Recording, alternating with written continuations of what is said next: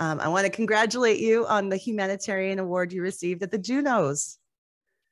Well deserved. Well deserved. Thank you. Tell us about your experience with the ceremony and the whole weekend.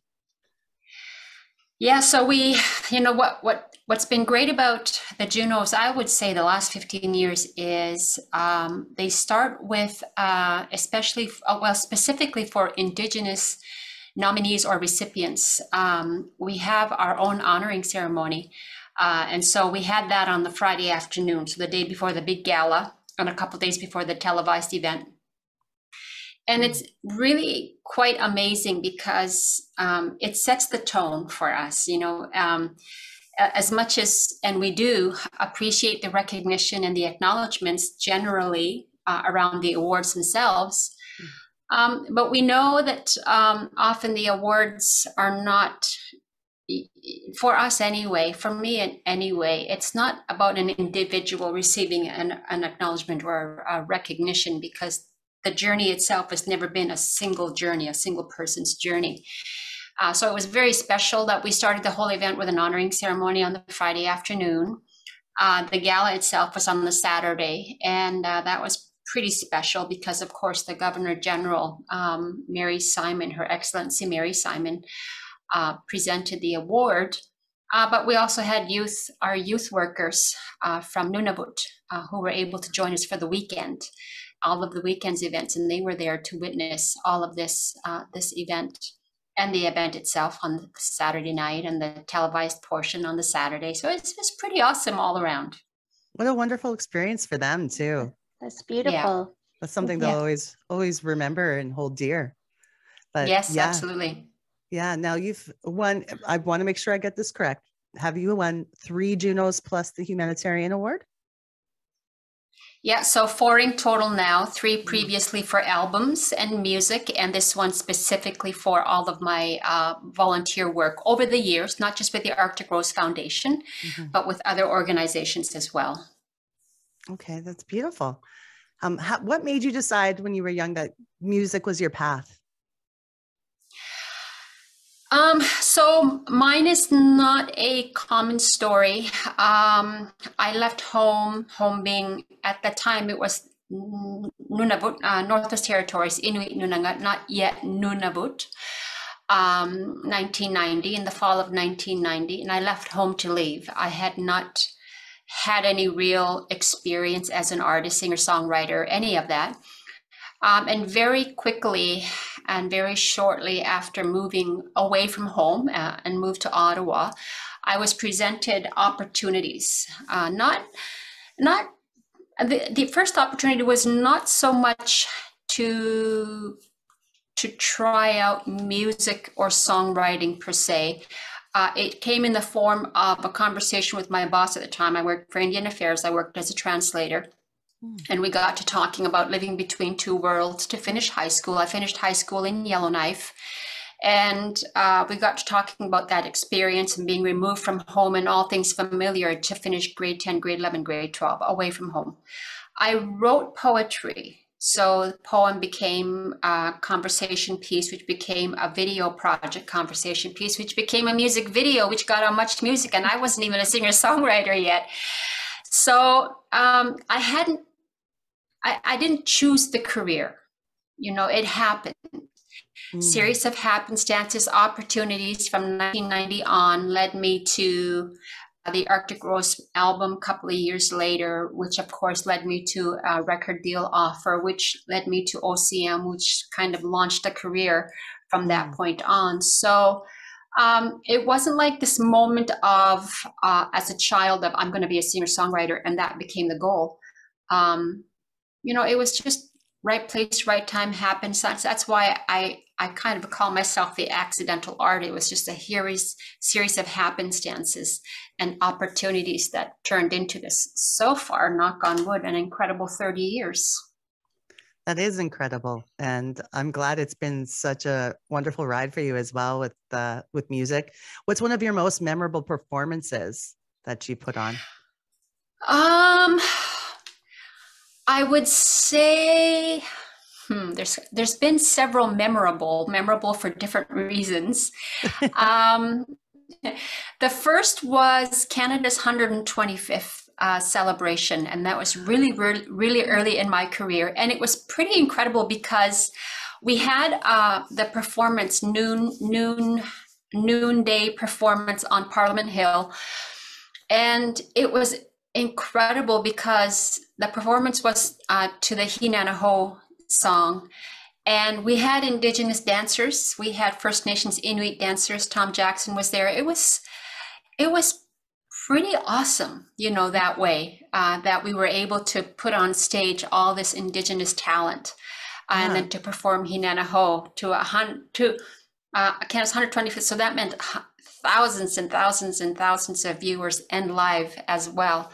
And then the next very memorable moment was couple of years after that, getting to perform OCM for Nelson Mandela. So that was pretty awesome. Yeah, that was pretty special.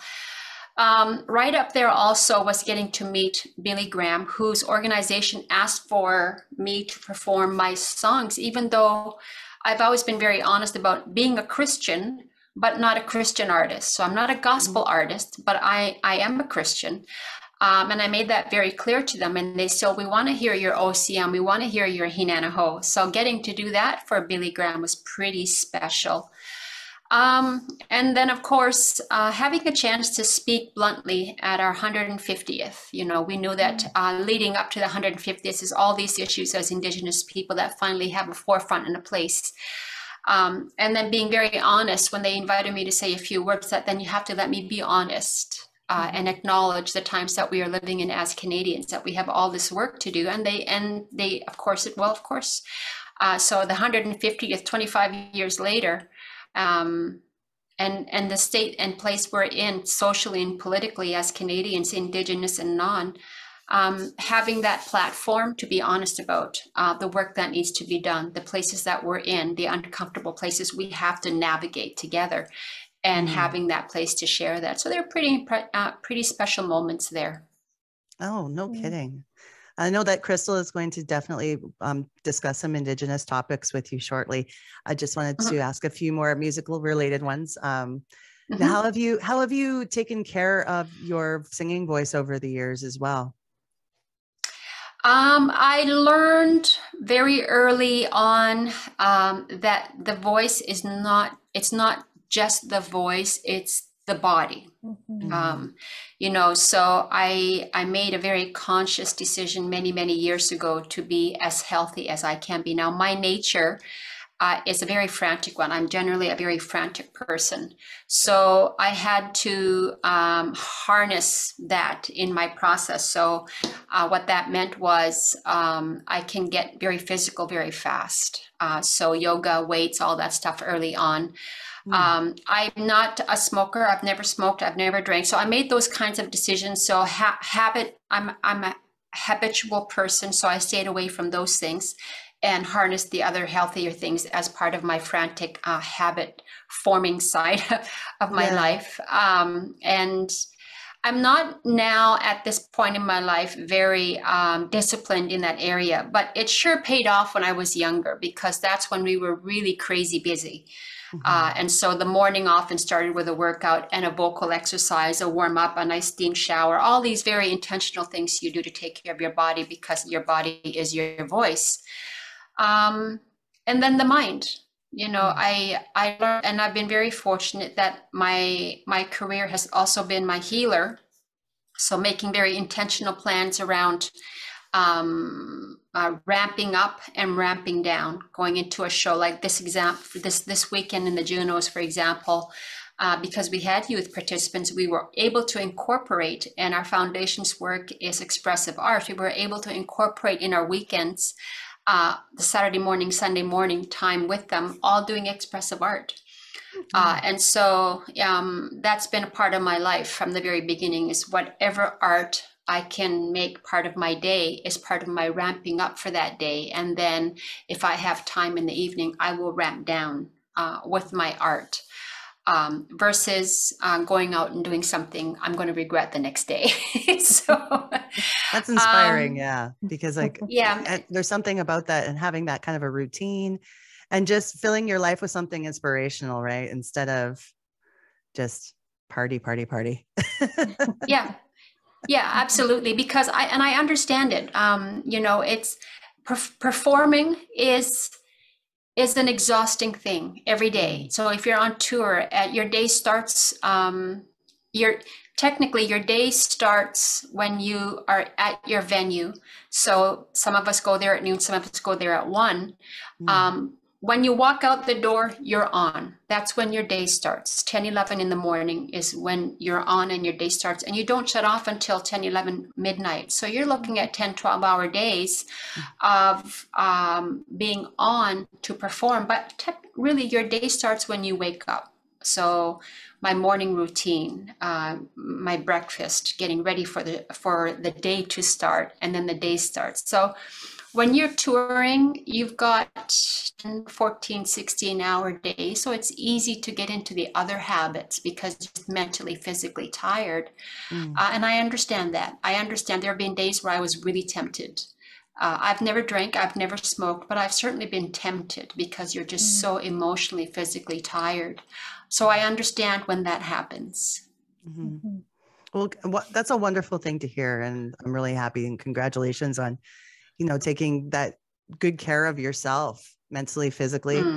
Now, there are a lot of amazing recent Indigenous artists out there who are doing big things. Who are some of your favorites that you know of and you would consider maybe collaborating with in the future? Wow. I've wanted to, and we have tried for the last couple of years to connect Flora Vola, the other half of Cashton.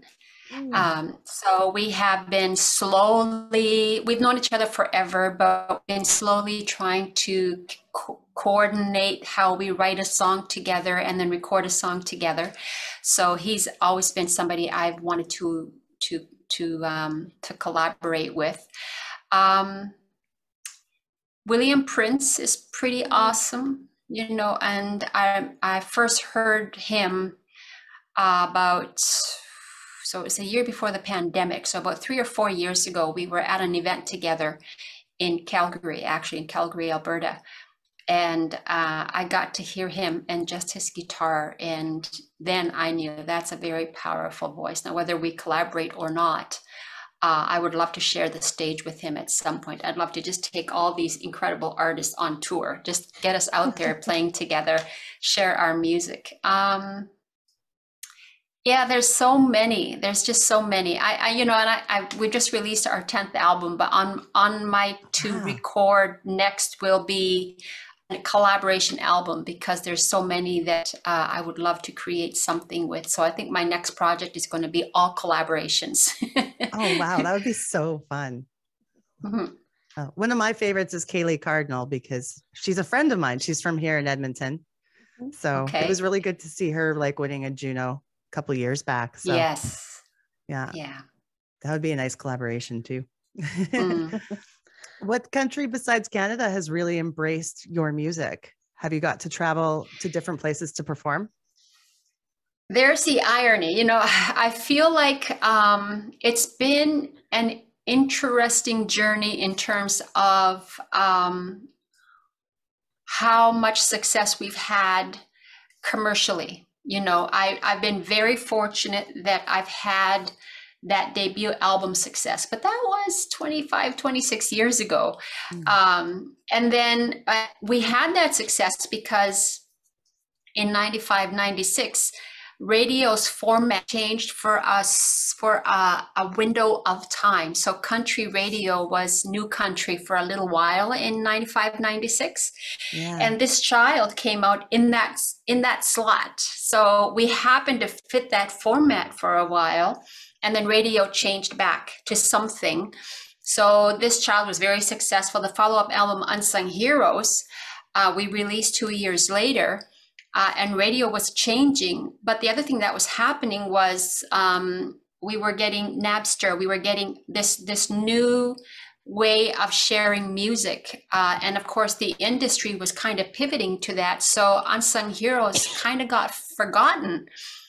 So that when you're not on radio, you're not really getting the work. So I was totally ready to tour. 'Cause I found in the early years from Arctic Rose to this child, and we toured this child, as an artist and as a singer, I wasn't quite ready. I had a lot of learning and catching up to do, and I was figuring out how to take care of my voice and my body. All that was happening while touring this child. But then between this child and Unsung Heroes, the follow-up album, I had that time to really catch up with how to perform better, how to sing better. And then the business changed, so we weren't getting the tour. So I was like, but I'm ready. I want to do this. And then the machine kept changing. So I feel like I've never quite caught up with the machine. But in the meantime, I'm ready. I've been performing. I've fallen in love with the stage. I've fallen in love with singing. So it's been a bit tricky to get us back out there, but we've done a lot of public speaking. We've kept ourselves going so that we stay relevant. I mean, we released our 10th album.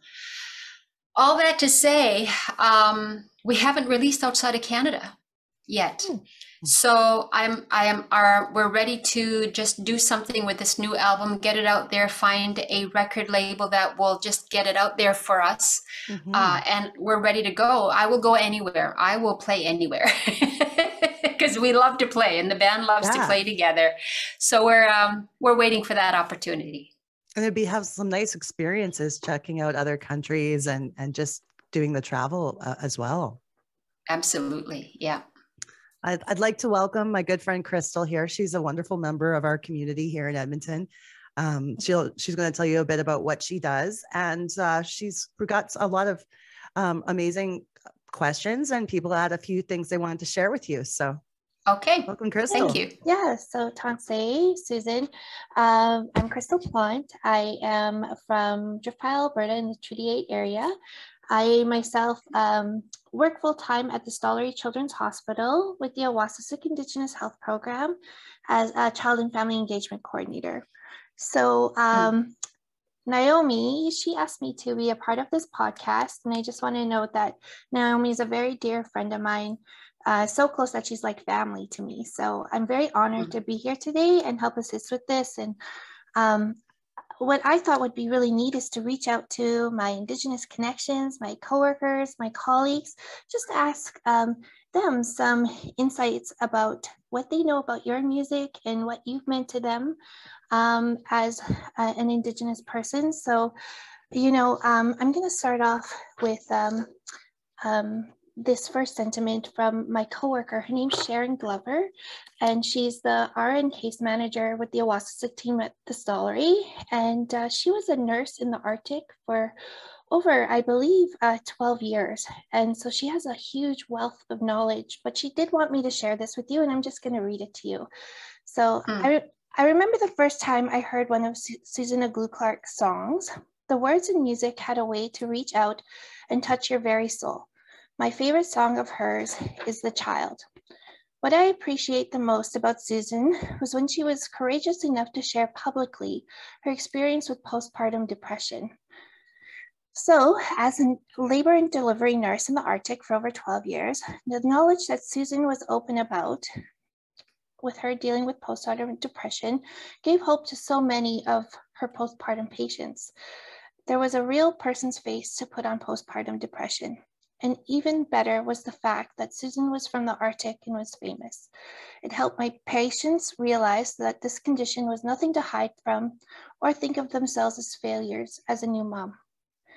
I don't know how many times over the 12 years in the Arctic, I used Susan's experience as part of my way to help postpartum patients. Susan, you empowered these women, and not just through your music.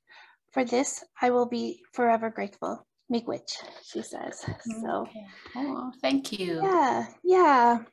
So with that being said, I know you incorporate a lot of teachings with your songs, and I'm just wondering, what are some of your favorite teachings that you sing about? So for the first album, Arctic Rose, and in the early years, what I discovered I was doing was unlearning. And what's important to know about my journey is I come from an environment, a very small town, and I loved it. I loved my childhood. I loved everything about my culture, and I still do. And I go home often, and I spend time in my community and with my parents, my family. But when I talk about environment, I'm talking about the environment of crisis, not our traditional culture or our traditional community. And what I discovered and come to know now is that in those early years of my career, from the Arctic Rose on for a couple of years, I was unlearning a lot of things that I realize now, and we still deal with as Indigenous people, were normal, but are not actually normal. We think that they are normal, some of our behaviors around situations. So for example, when I first moved to Ottawa, and I had this great job and I had my own apartment. I was a young person, 21, 22, 23 years old. And I had this whole life before me, before the singing and songwriting. But I always felt a little out of place. So I knew that I was different. The community I was living in, Ottawa, and the circumstances I was living in, meaning I wanted to get in the bus, but I was Ilerasuk is the word I use, emotional fear, essentially institutionalized. So I thought I had to ask permission every time I wanted to get on the bus because the bus driver was a white person. And everything I'm sharing is not a negative necessarily comment about the white versus non-white in the context of what I was learning or unlearning. But it was very important for me when I came to discover that I had essentially been an institutionalized Indigenous person when I first moved to Ottawa. And so it was those behaviors I was unlearning. And so I think what we have to become comfortable with, and what I acknowledged I had to do and was doing, was it's okay to be vulnerable in these environments and in these situations. We don't have to always be strong in those situations. When we feel uncomfortable, we have to feel the vulnerability in that discomfort. There doesn't have to be answers. It is what it is. Having said that, it's also the role of the other person to receive it in a gentle way. And I think that's what we're dealing with now in this country, is we're learning to navigate what those situations are.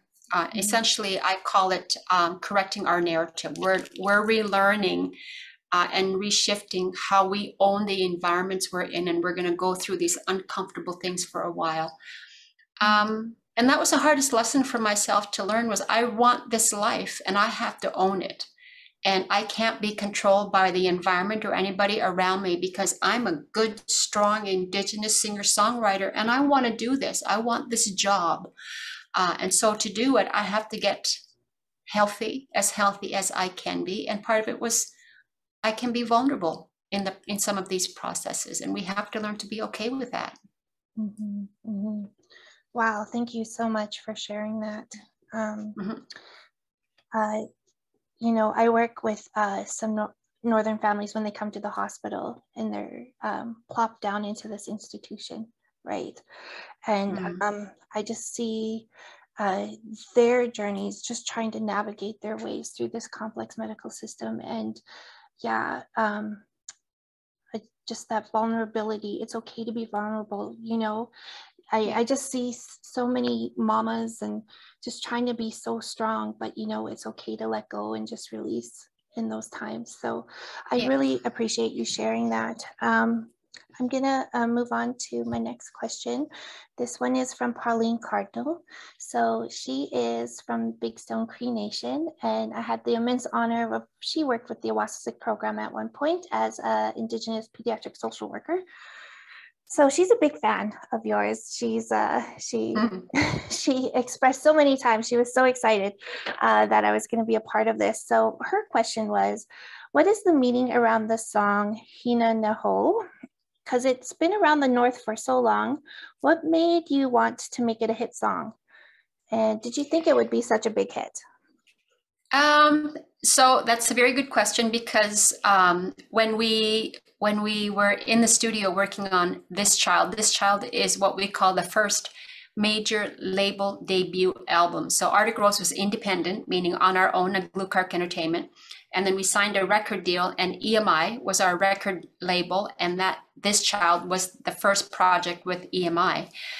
And so all of us went into this, myself, my manager, the agent, everybody that was involved, thinking, let's just see what happens. None of us was prepared for the success of this child, the album. And so when we released singles to radio and they kept charting, it's like, whoa, we got something here. This is huge. So what that means is when we wrote OCM and we wrote Hinanaho and we wrote Shamaya and Breaking Down, those were the 4 singles off of this child. None of us went in there to go and say to radio, this is a hit song, can you play it? We had no idea. We had no idea they were going to be hit songs. Hinanaho, OCM and Hinanaho actually are First Nations languages. So I'm an Inuk, so there are 3 Indigenous groups. As you know, I'm Inuit, one distinct Indigenous group from the First Nations, another distinct from Métis, 3 Indigenous distinct groups here in Canada. So OCM is Coast Salish, Hinanaho is Dene. And I first heard Hinanaho from John Landry during, just before we started, or was it just after we started writing Arctic Rose. And we got permission from John Landry and that Dene community outside of Yellowknife to use that drum song in a song. We hadn't written it yet. And so what they described, and we asked them, give us the story behind Hinanaho. And it's a drum song, which is to say Hinanaho is not language. It's the chant behind the drum song, and it celebrates the end of winter and spring and summer just around the corner, was the description John Landry gave me. So it's not words per se. It's part of the drum song chant, Hinanaho Hine. Yeah, that's the story I was given from John Landry, and it's from the Dene in the Yellowknife area. Wow, amazing. Thank you for teaching me that. That's awesome. Yeah. She just had another question. For any up and coming Indigenous artists, what can you share from your experience in the music industry? Anything good, the good, the bad, the ugly type scenario? Yeah. So I was very fortunate. I was so naive going into my early career that at first I just wasn't ready for any major record deal. So between Arctic Rose and this child were all these phone calls. And I said, no, I'm not a singer. I'm not a songwriter. I'm going to fly airplanes. That's what I was going to do. And then, this little light comes on. What's the matter with you? You're being offered record deals. At the end of the day, it was very, very scary. I had so much to learn, and I didn't think that I could catch up with that learning, that at first I just didn't want to do it. Be very, very honest with yourself. Be very truthful with yourself. Don't compromise yourself for what we think is going to be a big, successful celebrity career. If you want to be a celebrity, that's a completely different machine than being a good artist. 2 completely different machines. Sometimes if you're very lucky, the 2 merge and you can be a very successful artist. But as we see now, there's a lot of celebrities who are really good at being celebrities, very famous people. And then there are those who are really good artists. So you have to choose, what do you want to be, and chase that. I say, if you want to be a singer-songwriter, spend a lot of time writing. And not just songwriting, but other forms of writing. Write short stories, write little paragraphs every day, write a line every day, do something every day that gets your creative writing juices going every day. That's my challenge to you, is make sure that you're always writing if you want to be a songwriter, and never compromise self. Find a team and build a team that honors who you are as an Indigenous and as a singer-songwriter, as an artist. We're living in times when we are creating capacity to support us. I'm not a wealthy person. I made a choice a long time ago that I wanted this career because it was healing me, not because I wanted celebrity, but I was healing in a place I didn't know I was broken until this career. And that became the pursuit. And the business side of it that I've had to learn as well, is where I make a living. So think long term. and be responsible with your long-term plan, but never compromise yourself, and do your own writing if you're going to be a singer-songwriter. Wow. That's some of the best advice I've heard for young artists, honestly. Thank you, Susan. Words of wisdom for sure. Wow. So this next segment is from Noella Cardinal. She's from Frog Lake, Alberta.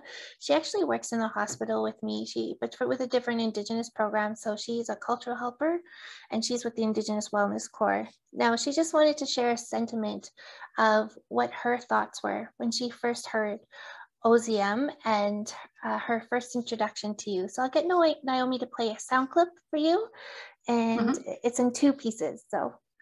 Okay, I'm ready.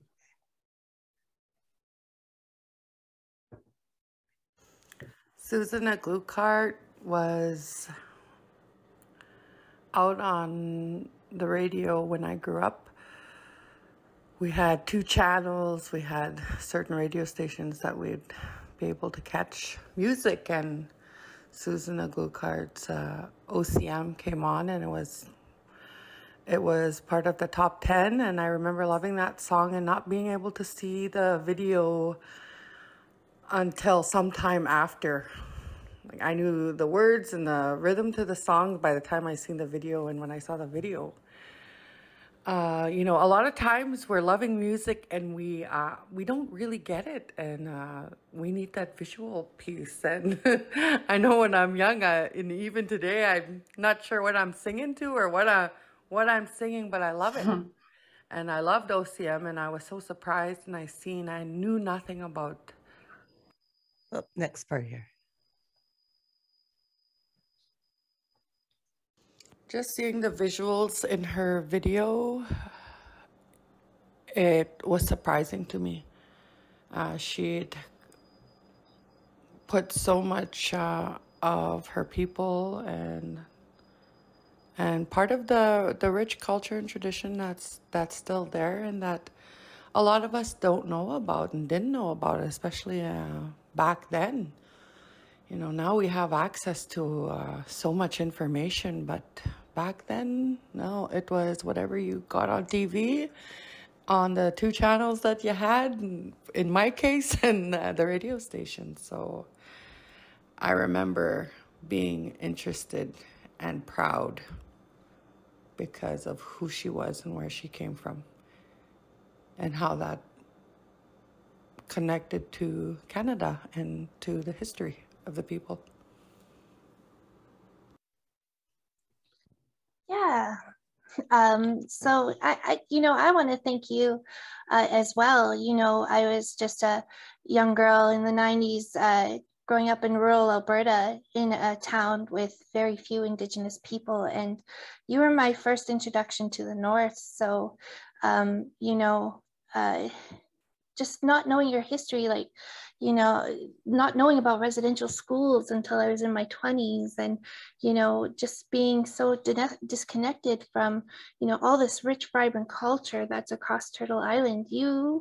I give great thanks for, you know, being that representation in my introduction to the beautiful, beautiful folks of the North and the culture. So hi for that. Thank you. You're welcome. So I'm gonna just end things off. Now, it's not a musical question, but it is from a very big fan of yours and somebody from the North as well. So her name is Melinda Labucan, and she runs a company called GoBaCare, which is a company based in Edmonton that fully supports the folks that have to travel down south for medical care. So GoBaCare is rooted in an unwavering commitment to the care and well-being of Northerners.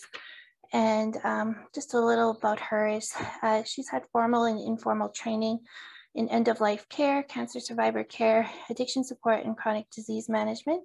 She incorporates traditional Western knowledge and healing in patient care.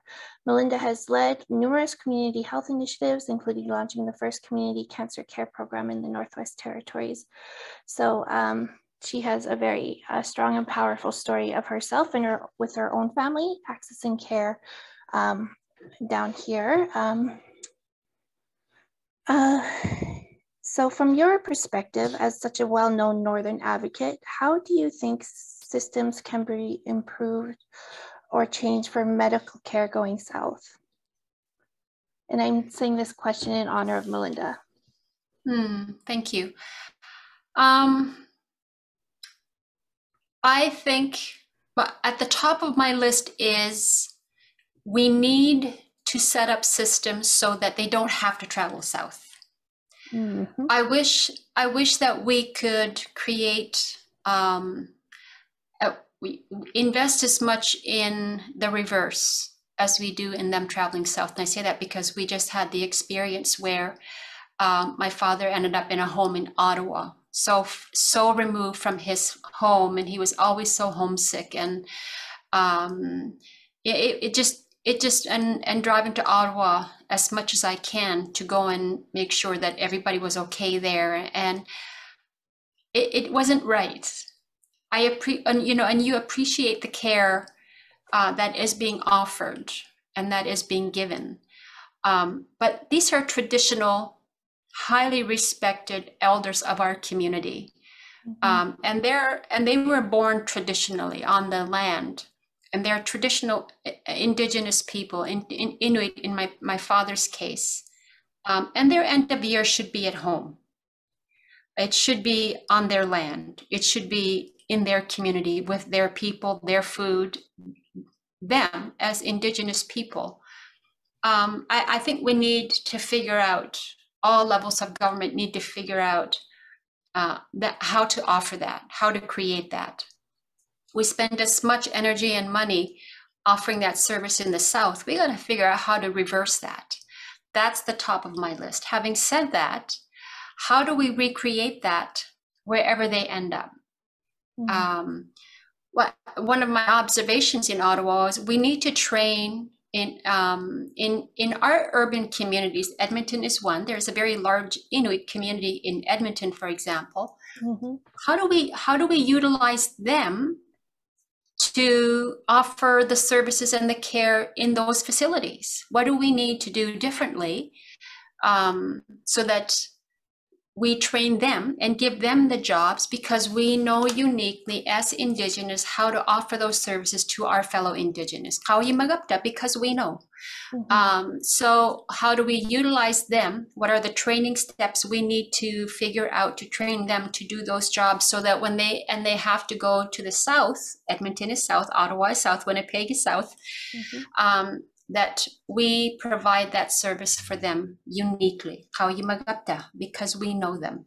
So that's the second. I guess the third is, at the very minimum, and I'm sure you know this and you've done this yourself in your work, create at least an emotional, and this is the mandate of the Arctic Rose Foundation, emotional, physical, cultural, spiritual, safe space in your facility. Create that for them so they know in that room they're safe. At least do that. I think those would be my 3 responses. That's absolutely fantastic. And I'm very proud to say at the Stollery, we have created that safe space for our folks to come to. It's actually been nicknamed the cousin station because they feel so like comfortable, and just the laughter and the stories that is shared in that space. Like, I can't even begin to explain. You know, people come to the Stollery from all across Turtle Island, and they bring their teachings with them, and then they share those teachings within that room. So yes, I can completely agree that those safe spaces need to be in place. So thank you very much. Hi, for answering my questions. Thank you. Just have just a few more questions, and then we'll be wrapping things up. Okay. I think it's incredible that you have received the Order of Canada. It's a huge accolade. And what does that enable you to do with that order?